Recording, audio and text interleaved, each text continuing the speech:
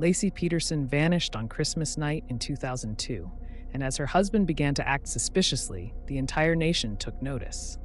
On November 12, 2004, Scott Peterson was found guilty of murdering his wife Laci and their unborn son, Connor. In March 2003, America irreversibly transformed the geopolitical landscape of the world when President George Bush, along with his team, led the country to war in Iraq.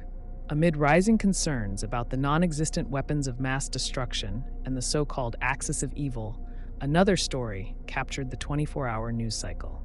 A beautiful, smiling 26-year-old white woman named Laci Peterson.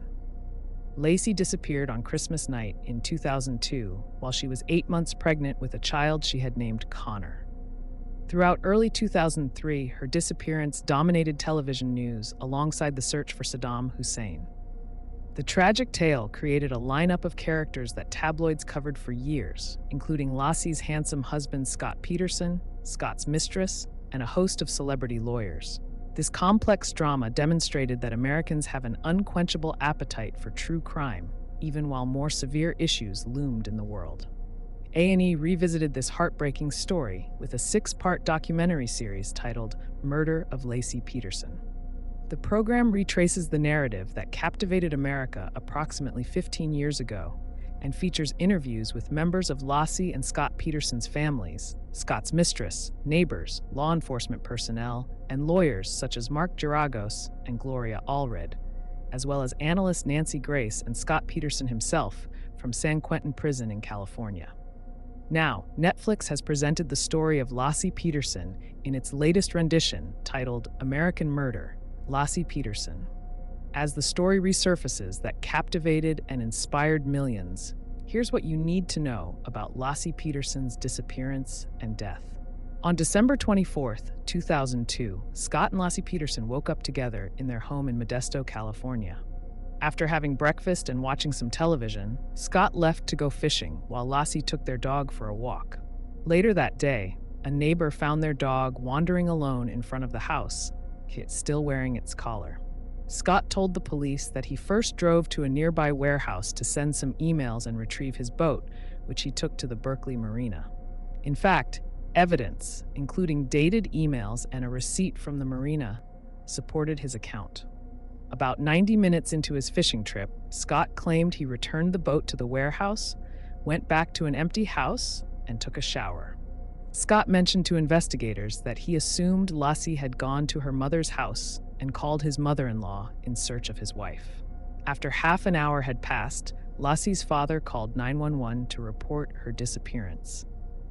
Scott Peterson met with the police for the first time on the day Laci went missing in a nearby park, where she was known to take the dog. The police suggested returning to the couple's home, marking the first of many tests Scott would undergo to assess his reactions. As Laci's husband, he was immediately on the police radar as a suspect, given that most violent crimes are committed by someone known to the victim, particularly a spouse. The police provided Scott with the opportunity to offer explicit information meant to prove his innocence, but he failed most of these tests. For instance, when interrogated by police on the night Laci disappeared, he refused to undergo a lie detector test and continued to refuse such tests later. In the days that followed, police noted that Scott did not ask many questions and seemed disinterested in the investigation's progress, which is not typically how a husband or future father should behave in such circumstances. Police observed Scott's strange behavior, such as his inability to remember what type of bait he used when fishing that morning or what his priorities were during the investigation. One investigator noted in 2005, his main concerns weren't about Laci. His main concerns were about his car door hitting the door of his other car in the driveway, or me getting a picture of that boat in his shop, or getting a receipt, or what type of dog was tracking Laci's scent. Investigators also conducted another test on Scott Peterson the day after Christmas when they executed a search warrant at his home. Again, Scott hesitated to cooperate with the police in ways that could have proved his innocence, such as taking a lie detector test, but instead seemed more focused on protecting himself. This behavior was odd for a man who supposedly had nothing to hide. The disappearance of a pregnant woman was newsworthy, but the police's search at the Peterson home after Christmas attracted media attention to the seriousness of the investigation into Scott Peterson's case. Suddenly, the charming, handsome husband became a potential suspect, and that made for a more sensational story. National news networks immediately began to camp out on the street, confronting Scott every time he entered or exited his home and bothering neighbors with their noisy trucks and bright lights. Both police and eventually lawyers from both sides began leaking information to the media, be it rumors, such as that Laci was killed by a satanic cult, or facts like how he was hiding his mistress, to sway public opinion. Laci Peterson's disappearance was a treasure trove for the 24/7 news cycle. Of course, local news in Modesto covered her story and the volunteers who rallied to help find her.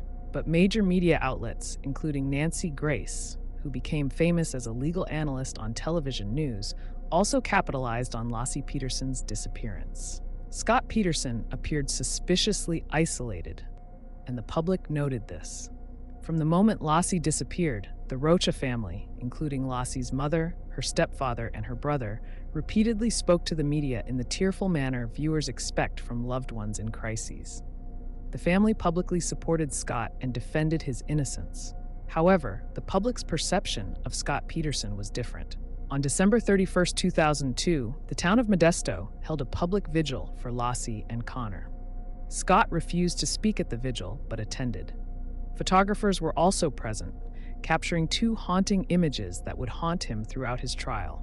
In one photo, Scott leans in next to his niece to light a candle, with a wide smile on his face. In the second photo, he stands with others laughing. By all accounts, this behavior at a vigil for his missing wife and unborn child was seen as inappropriate. Some interpreted Scott Peterson's demeanor as mere detachment. After all, there is no guide on how to behave when your pregnant wife, who is 8 months along, goes missing. But soon, the media scrutiny, especially from Grace, who had been watching Scott from the beginning, led the public to turn against him. He wasn't serious enough. He wasn't distraught enough. He was handsome and charming, yet evidently a liar. Scott Peterson did something else during Laci and Connor's disappearance. He reached out to his mistress.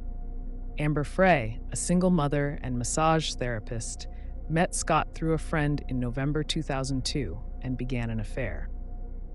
In early December, around the same time they were photographed together at a holiday party, looking comfortable, Scott told Amber that his wife, who was still alive at the time, was dead and that this would be his first Christmas without her. The police later wondered if Scott's confession to Amber about his wife's death amounted to an admission of murder. On December 30, 2002, after seeing a news article about Laci's disappearance, Frey contacted a tip line and immediately began working with the police to extract any useful information from Scott and secretly recorded their conversations. Overall, she recorded more than 29 hours of phone calls with Scott Peterson. The next day, Peterson told Frey he would be spending New Year's in Paris with friends, but he was actually attending a vigil for Laci. Scott, neither he nor the Peterson family had any idea that the police were aware of Scott's affair or that Amber Frey was recording their phone calls. Then, in mid-January 2003, the police learned that the National Enquirer had a photo of Frey and Scott and intended to publish it. On January 24th, Frey outed herself at a press conference, admitting that Scott Peterson had told her he was single. From that moment, Laci's family turned against their son-in-law. The small group of volunteers searching for Laci did the same. In late January 2003, Peterson's interview with Good Morning America, conducted by Diane Sawyer, proved to be a catastrophic misstep, further fueling public disdain against him. For one reason, he lied to Sawyer when he claimed he informed police of his affair on the day Laci vanished. He had told police that their marriage was fine. He told Sawyer that Laci knew about his relationship with Amber and was okay with it, a statement that enraged Nancy Grace. Most damning of all, Scott used the past tense to refer to his missing wife, saying Laci was amazing. It wasn't long before Peterson was arrested on January 5, 2002, as divers using sonar equipment searched the marina in Berkeley where Scott had gone fishing, a place police suspected he disposed of Laci's body. but nothing was discovered. 4 months later, in April, local residents found two decomposed and mutilated bodies on the shore, one appearing to be that of an adult woman and the other a child.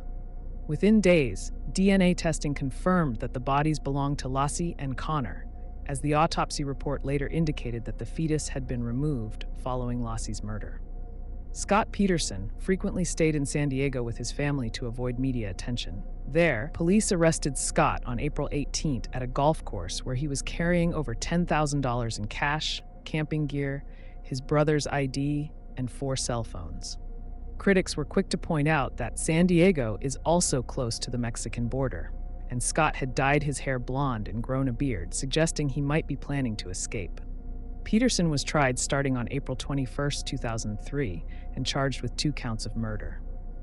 Connor, who Laci was still carrying at the time of her death, was considered a murder victim under California's fetal homicide laws, protecting any fetus that is 8 weeks old. Later that same month, President Bush signed the Unborn Victims of Violence Act, also known as the Laci and Connor Law, which criminalized harm to a fetus in violent crimes against a pregnant woman. This legislation was viewed by reproductive rights activists as a covert way to restrict abortion rights. The Rocha family sought the death penalty for Scott, and the district attorney concurred. After months of selecting a jury and the subsequent trial, Scott was found guilty on November 12, 2004, of first-degree murder for Laci Peterson and second-degree murder for Connor Peterson. In December 2004, the jury recommended that Scott be sentenced to death, and in March 2005, the judge concurred. But this did not materialize, as he now serves a life sentence without the possibility of parole. Despite still asserting his innocence, he is currently housed in San Quentin prison. According to the Modesto Bee, he has filed 2 appeals, one in 2012 concerning the murder charges, and another in 2015 alleging unlawful detention, both of which remain pending. Scott has called for a new trial. According to a recent report, California's Attorney General responded to the petition for a new trial in a 150-page document stating that there is overwhelming evidence supporting Scott Peterson's conviction.